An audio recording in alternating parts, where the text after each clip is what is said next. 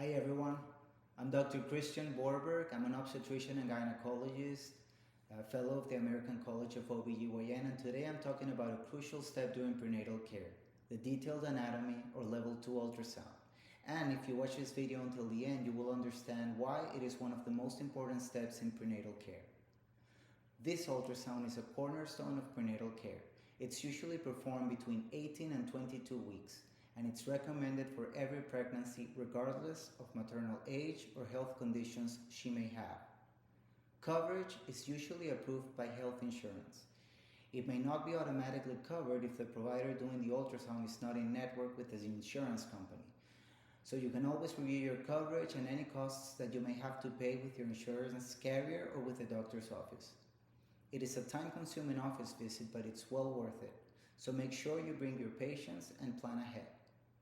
During this visit, your medical history is taken into consideration, and a detailed evaluation of the pregnancy, maternal reproductive anatomy, and all of your baby's major structures are evaluated in detail, from simpler to complex things.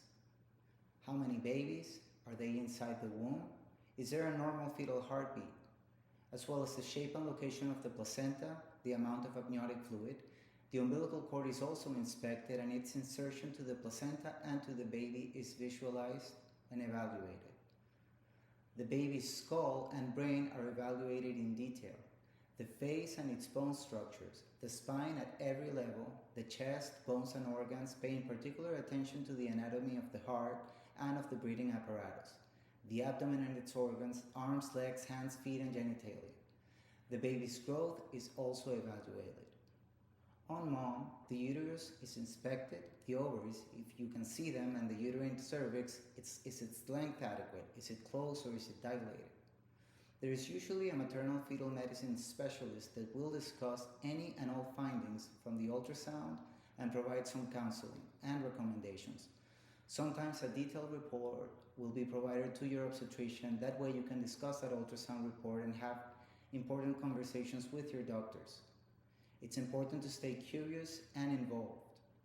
So why does this scan matter? The anatomy ultrasound helps us detect and screen for congenital anomalies early. This significantly decreases the mother's and baby's risks of complications, including death around delivery. It guides how we manage the pregnancy so that we can plan the safest care for both you and your baby.